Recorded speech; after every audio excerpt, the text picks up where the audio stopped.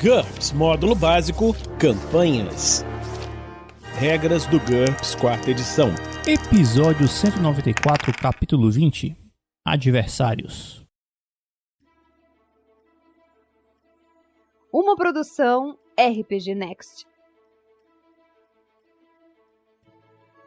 Fala, meus consagrados! Hoje nós vamos continuar seguindo para a reta final da leitura do Manual das Regras do GURPS no módulo Campanha. E hoje nós vamos entender um pouco mais sobre os adversários desse cenário de mundos infinitos. Adversários. A Infinity é a principal guardiã da linha base contra ameaças extratemporais. Até onde as pessoas da linha base sabem, a única ameaça é a cultura rival saltadora de mundos conhecida como Centrum. Na verdade, há muitos outros perigos lá fora, mas a Infinity os mantém em segredo para evitar o pânico da linha base.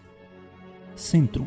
O Centrum é a única cronologia humana da qual se tem conhecimento, além da linha base, que desenvolveu independentemente a tecnologia paracrônica. Ela é também o inimigo mais feroz da linha base. Os agentes centranos conspiram contra a Patrulha Infinity de mundo em mundo e não vai descansar até obter domínio total dos mundos infinitos. O Centrum é um governo mundial que descende de um império anglo-francês unido. Uma das últimas personalidades importantes a existir em ambos os mundos foi Leonor de Aquitânia, que criou ou estabilizou o império e o governou por mais de 20 anos. O império cresceu e se expandiu, dominando a Europa antes de 1700, a África e a Ásia antes de 1850. O Novo Mundo foi colonizado de forma ordeira. As tribos indígenas foram escravizadas ou destruídas. Em 1902, o império entrou em colapso ao entrar em uma guerra civil global. A aristocracia se tornou decadente e, com nada mais para constar, viraram-se uns contra os outros. Muito provavelmente foram membros das classes técnicas e militares que tramaram a guerra. Educados, confiados e treinados para servir, eles acabaram desdenhando de seus nobres senhores e, quando restauraram o governo mundial, 50 anos mais tarde, estava estampado em sua imagem uma severa meritocracia chamada Centrum. Os governantes do Centrum dão valor à ciência, à ordem e ao poder pelo poder. As crianças são constantemente testadas e retestadas e todo o treinamento e promoção é baseado no talento e na eficiência. Filosoficamente, a principal diferença entre Centro e a Infinity está no tratamento dado aos mundos desabitados. O Centro quer colocar todos os mundos sob seu controle, criando um único estado transmundial cujas fronteiras transpõem dimensões. A abordagem centrana, a conquista, é infiltrar um mundo, derrubar o governo da forma mais barata possível e tomar o controle. E depois avançar a tecnologia do local e enviar os principais cidadãos para o Centro para educação e doutrinação. Após um período probatório, os extemporais podem um dia almejar a cidadania centrana, embora nenhum mundo ainda tenha sido considerado preparado. O Centro é uma sociedade em meados do NT8. Como a linha base, ela desenvolveu a tecnologia paracrônica algumas décadas atrás. Idioma. O idioma centrano nativo é um dialeto do inglês com sotaque bastante forte. O Centro eliminou todos os outros idiomas em seu próprio mundo há 2 gerações. Até pouco tempo atrás, eles nem tinham linguistas treinados, porque simplesmente não precisavam. Tudo isso coloca o Centrum em grande desvantagem na entrada de mundos ou áreas em que o idioma seja diferente do inglês. Eles atualmente estão experimentando métodos de ensinar idiomas rapidamente, mas por hora, qualquer um fluente em, por exemplo, japonês, certamente não é um centrano nativo. Intermundos. Este é o equivalente centrano para a Patrulha Infinity. Como um braço do governo global, a Intermundos é maior e mais cruel que a Patrulha. Eles talvez até tenham uma compreensão melhor da ciência paracrônica. Quase sem exceção, os agentes da Intermundos são fanaticamente leais ao Centro. Eles muito provavelmente também têm implantes biônicos. O Centro em si é bastante rico e capaz de equipar muito bem seus agentes. Eles matam impiedosamente se necessário, mas respeitam o talento e geralmente tentam recrutar extratemporais talentosos. Eles têm emoções humanas normais, como a lealdade para com os amigos, o desejo de proteger as crianças e demais. Não estamos falando dos monstros ou máquinas. Conflito transtemporal. O Centro está no Quantum 8, ao passo que a linha base está no Quantum 5.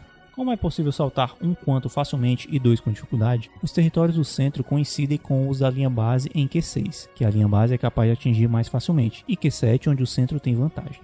É possível pensar que isso poderia oferecer uma fronteira natural. Infelizmente, as coisas não funcionam assim. Por um lado, o Centro é agressivo. Por outro, o Q6 aparenta possuir mais mundos utilizáveis que em todos os outros Quanta juntos. Ninguém sabe por quê. O Centro aparenta possuir acesso a viagens transtemporais há mais tempo que a linha base, mas inicialmente a usava principalmente para entrar em mundos vazios em busca de recursos. O domínio deles da matemática paracrônica é definitivamente melhor que o da linha base. Eles aparentemente são capazes de detectar se uma cronologia é ou não instável e planejar uma intervenção para empurrá-la para a direção que desejam, que vai ser visto mais à frente em deslocamentos de cronologias. Os cientistas da linha base ainda não descobriram como fazer isso, ou pelo menos a Infinity não admite isso. A linha base ficou sabendo da existência do centro há 9 anos, quando um intruso foi capturado em um dos laboratórios mais secretos da Infinity. Ele contou uma história muito estranha sobre efeitos do soro da verdade. A Infinity libertou este primeiro agente com uma oferta de amizade. O centro imediatamente aceitou, com pedido de desculpas por sua entrada anterior no território da Infinity. Mas logo ficou óbvio que a amizade era inteiramente traiçoeira. Eles não tinham experiência suficiente com verdadeiras cooperações para conseguirem fugir convincentemente. 8 anos atrás, eles roubaram 4 cronologias de Q6. Um ano mais tarde, a Guerra Infinita já era uma realidade. Aparentemente, o centro não possui ecos históricos, como os da linha base. Ou então, se tais ecos existem, eles estão em um lugar quanto inalcançável pela linha base. Isso priva a Infinity de uma possível fonte de informações a respeito da psicologia centrana. Um fato interessante é que o centro aparenta estar no exato mesmo tempo que a linha base, como medido pelas estrelas. Se isso estaria ligado ao fato de eles serem a única outra cronologia conhecida, além da linha base, capaz de sustentar um projetor paracrônico, ninguém sabe. Bandidos transtemporais. Nos últimos 5 anos, a Infinity impediu mais de uma dezena de operações transtemporais criminosas. Certamente muito mais estão por aí. Os homens que queriam ser reis. Existe uma tendência constante da aparição de megalomaníacos que tendem a usar tecnologia avançada ou conhecimento histórico para obter uma posição de poder em outra cronologia. Para descobri-los, a patrulha usa os mesmos métodos de vigilância usados para pegar agentes centranos. De fato, é bastante difícil determinar rapidamente se os infiltrados são aventureiros da linha base ou se são agentes do centro. Piratas temporais. Criminosos que estão no ramo somente pelo dinheiro, através de joias, da Mona Lisa ou de uma ogiva nuclear. São mais difíceis de apanhar. Os piratas mais sutis atacam um eco e o saqueiam logo antes de ele ficar perdido na história, no esforço para evitar a ativação de um deslocamento de cronologia que faria com que a patrulha caísse em cima deles. Roubo por encomenda para colecionadores particulares ricos é sua principal fonte de dinheiro, mas qualquer coisa entre roubo de propriedade intelectual a contrabando de armas pode ser lucrativo. Imigração ilegal e escravidão transtemporal. Este é um problema crescente. Precisa de mão de obra barata? Encontre um mundo apropriado, contrate uma carga de transportador lotado de imigrantes ilegais e leve-os para outro tempo em vez de outra fronteira. Se forem falar com as autoridades, todos serão enviados para o concílio, por isso eles aceitam salários baixíssimos em troca de ganhar o suficiente para comprar documentos falsos de cidadania. Organizações criminosas importam qualquer um, desde prostitutas e soldados a físico-nucleares. E às vezes nem é necessário fazer chantagem, basta resgatar um pelotão de soldados nazistas da Stalingrado de um eco e eles ficarão ansiosos por servi-lo como mercenários leais. Há também um assustador mercado negro de estrelas de cinema famosas, cantoras e beldades. No mesmo passado, por exemplo, agentes do grupo de Intervento Speciale italiano resgataram a Helena de Troia, sequestrada por um bordel somente para associados. Substitutos. Duplicatas de muitos residentes da linha base existem em paralelos próximos como Terra Beta. Houve casos em que alguns residentes da linha base pagaram para reaver filhos mortos, antigos amores ou arqui-inimigos arrebatados destes mundos. Em alguns casos, o original da linha base fora morto substituído por um duplicata. Uma falcatrua típica. Se o Sr. Johnson é um homem de negócios milionário em linha base, mas um mendigo sem teto que perdeu tudo na queda da bolsa em Terra Beta, a máfia pode apanhar o Johnson da Beta e oferecer a ele um acordo para substituir o da linha base, como uma confortável marionete. Força de libertação da realidade. A FLR é uma guerrilha estabelecida na linha base que faz oposição à não democrática e injusta hegemonia e exploração das demais cronologias do Conselho Intermundos da ONU. A FLR exige o fim das viagens transtemporais, exceto para fins científicos pacíficos. A FLR possui amplo apoio popular. Diversos grupos influentes, especialmente o Povo contra a Exploração Transtemporal, PCET, servem como as organizações de frente da FLR. A FLR também tem muitos simpatizantes nos círculos políticos e militares. Embora a maioria simplesmente esteja ressentida com o Conselho, que eles consideram ter usurpado sua autoridade, em vez de realmente fazer oposição contra a viagem transtemporal. A Cabala, Mestres do Infinito. Um número perturbador de magos físicos paracronozoides, que vai ser visto logo à frente, e entidades sobrenaturais encontradas pelos agentes da Infinity afirmam ter conhecimento de uma vasta irmandade paranormal conhecida como a Cabala. Pelo que contam, a Cabala ficou escondida nas sombras por milênios, manipulando eventos pelos mundos infinitos por meio de sociedades secretas e conspirações ocultas. A Terra, ou Terras, que a Cabala chama de lar, talvez seja o enigma mais mirabolante e potencialmente desagradável que a Infinity deseja desvendar. Um aspecto particularmente irritante desses rumores é a constante sustentação de que a Cabala possui acesso a dimensões mais elevadas do ser, de alguma forma além dos mundos infinitos, conhecidos como Reino Astral, o Reino Icônico e o Reino do Espírito Puro. Dizem que os membros da Cabala viajam por esses reinos e pelos mundos infinitos em busca de conhecimento arcano. Talvez o mais assustador de tudo seja o fato de a Cabala ser notoriamente fragmentada. Arquimagos e lordes demoníacos supostamente travam guerras secretas, usando os mundos infinitos como seus peões e campos de batalha. Os perdedores são exilados, geralmente saindo à conquista de terras paralelas, onde podem acumular poder e planejar sua vingança. Reich 5. O Reich 5, no Quanto 3, foi o quinto paralelo de vitória nazista descoberto pela Infinity. Ele atualmente está no ano de 2010 e é dominado por um governo mundial brutalmente eficiente composto pela Alemanha, Japão e pelos Estados Unidos nazificados. Na maioria dos aspectos, ele está em NT8, mas é avançado em tecnologia espacial e em uma forma deturpada de genética, e possivelmente em tecnologia psíquica. Naturalmente, a Infinity proíbe estritamente as viagens a este mundo e oculta sua existência para evitar que ele adquira o segredo. Mas depois de uma década de resfriamento, o impensável aconteceu. Parapsicólogos nazistas da província de Burgundia, controlada pela SS, Schutz-Staffel, descobriram um saltador de mundos psíquico, ou capturou um visitante de outra cronologia, a Infinity não tem certeza, e adquiriu conhecimento de como explorar e se utilizar desse poder.